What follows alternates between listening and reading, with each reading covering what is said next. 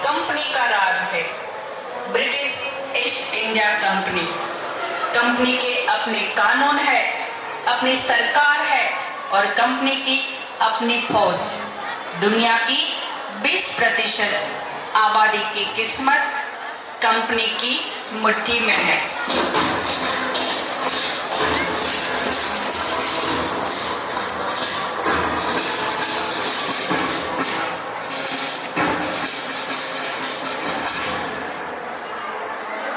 यही है एंफील्ड राइफल, दुनिया की सबसे अच्छी राइफल है।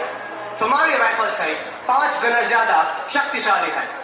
और यह है इसका कारतूस, इसमें बारूद भी है और गोली भी।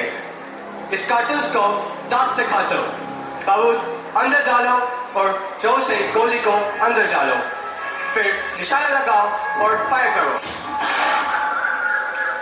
शुक्रान, तुम ट्राई करो, तुम और तुम। कमो, जल्दी जल्दी आगे आओ, कमो। यस सर, कारतूस में चर्बी है सर, हम उसे मुंह में नहीं डाल सकते।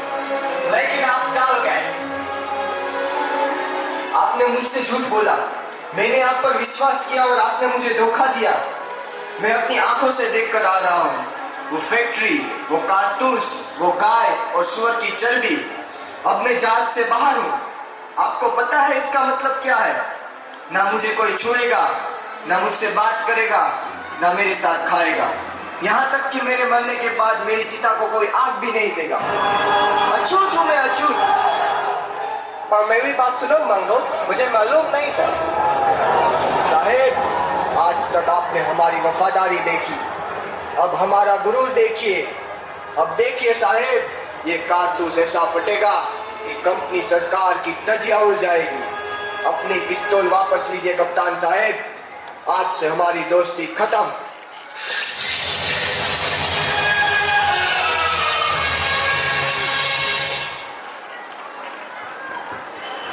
आपको आज से इत्तला किया जाता है, बिना कंपनी सरकार के इजाजत के अफीम की खेती करना, खरीदना या बेचना कानूनन जुर्म है। तुम लोगों ने ये कानून तोड़ा है, इसलिए कलेक्टर साहब के हुक्म से तुम्हारी जमीन जब्त की जाती है। कम ऑन फायर, तुम सब नहीं बचोगे। लेकिन साहब, इसमें हमारा क्या कसूर? साहब ने कहा उगाओ, हमने उगाया। साहब ने कहा बेचो, हमने बेचा। लेकिन हमारी जमीन तो मत छीनिए साहब, हम कहाँ जाएंगे? रहम करो साहब, रहम करो, रहम करो साहब, रहम करो।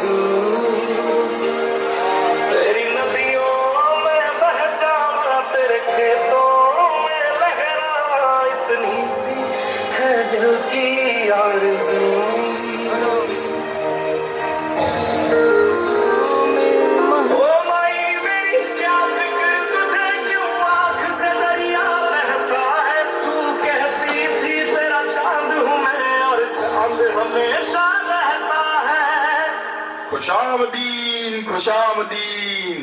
इस नेकी के रास्ते पर आप सबका खुशामदीन। हम पेशवा नाना साहब के खास दूत हैं। मैं अजीमुल्ला और आप है मराठा सर के सेनापति तात्या तोपे। तशरीफ रखिए। यहाँ तक आने की कोई खास वजह? जी, आप तो जानते हैं, कंपनी सरकार ने धोखे से तमाम राजाओं के राज छीन लिए। दिल्ली छीना, अवध, झांसी, वो सब नाराज है। नाना साहब ने उन सारे राजाओं को तैयार किया है कंपनी के खिलाफ लड़ने के लिए। क्या आप इस जंग में शरीक होंगे? यही न्योता लेकर आया हूं। हा हा हा, न्योता? कोई दावत है क्या? इन सब राजा नवाबों को हमने देख लिया है। आपसी झगड़े और अय्याशियों में अपनी अपनी रियासतें कंपनी सरकार को बेच खाई है। ये लोग कुछ है क्या? कुछ नहीं। और तुम?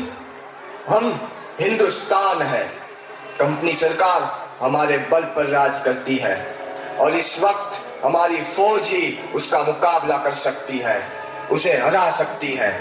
और उसके बाद राज कौन करेगा? लोग। सरकार लोगों की होनी चाहिए। कंपनी की सिर्फ एक ही चाल है, फूट डालो और राज करो। हम सबका एक ही दुश्मन है, कंपनी। अब वक्त आ गया है हम सब मिलके उनसे लड़े। आप चाहते हैं हम सब अपना खून बहाकर कंपनी को भगाए और फिर आपके गुलाम बन जाए? ये आजादी की लड़ाई है, गुजरे हुए कल से आजादी, आने वाले कल के लिए।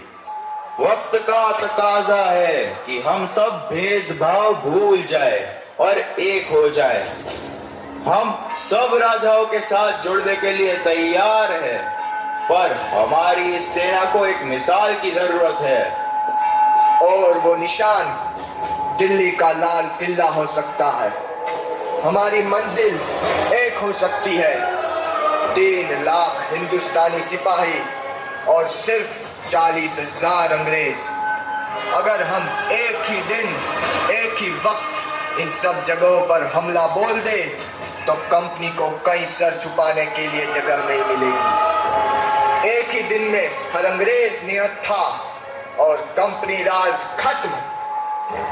सुभान अल्लाह। तो फिर तारीख भी तय, 31 मई। उस दिन सारा हिंदुस्तान उठेगा और आजाद हो जाएगा। तैयार हो जाओ, वक्त आ गया है लड़ने का और आजाद होने का। अपने हथियार उठाओ, आगे बढ़ो। हमें अभी छावनी पर धावा बोलना है। हमें जो करना है अभी करना है। सब अपनी अपनी बंदूकें लेकर आओ। जाओ जाओ, जल्दी आओ। हमें उनका इंतजार करना चाहिए मंगल। हम उनका इंतजार नहीं कर सकते, हमें फौरन हमला करना होगा। ऐसा मत करो मंगल, तुम हम सबको मरवा दोगे। नहीं मंगल, अभी रुक जाओ। वक्त नहीं है, देख क्या रहे हो? जाओ जाओ। इनकी बातों में मत आओ, ये पागल हो गए हैं। तेरी जल्दबाजी में हम सब मारे जाएंगे। हम रुक गए तो पूरा इनकलाब मारा जाएगा। लेकिन मंगल, अभी हम तैयार नहीं है। अभी नहीं तो कभी नहीं। क्या हो गया है तुम लोगों को? दिखाई नहीं देता? जिस पल का हम इंतजार कर रहे थे वो पल आ गया है। वक्त आ गया है वचन निभाने का, मारने का और मरने का। उठाओ अपनी बंदूकें और लड़ो, लड़ो अपनी आजादी के लिए, लड़ो अपने आप के लिए। जाओ। तुम नहीं लड़ सकते, हथियार डाल दो वरना मारे जाओगे। अगर हमने हथियार डाल दिए तो शुरू होने से पहले ही इनकलाब मारा जाएगा। हम ऐसा नहीं होने दे सकते। मंगल, ये बहुत सारे हैं, अब कोई उम्मीद नहीं, भाग चलो। हम जीत नहीं सकते मंगल। हम जीतेंगे, चाहे 100 साल लग जाए। जाओ, सबको खबर कर दो, आजादी की लड़ाई अब शुरू हो चुकी है। हिंदुस्तान को तुम्हारी जरूरत है। इस इनकलाब को खून की जरूरत है, उसे मेरा होने दो।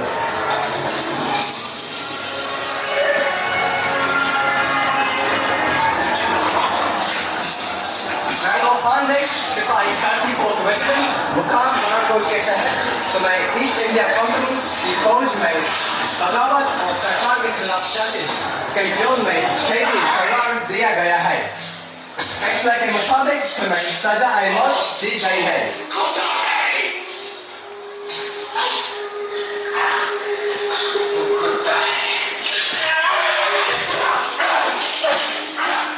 मैंगो पांडे, तुम्हारी कोई आखिरी इच्छा? मेरी आखिरी इच्छा आप पूरी नहीं कर सकते, पर पूरी होगी जरूर। मेरी इस कुर्बानियों को जाया मत समझना, जो एक रोशनी लाएगी हमारे आने वाले हिंदुस्तान के लिए। हमारा अपना संविधान जो हमारी परेशानियों का समाधान होगा, एक आजाद भारत का संविधान। तब तक के लिए अपने अंदर के आग को बुझने मत देना। आपसे फिर मुलाकात होगी किसी और रूप में।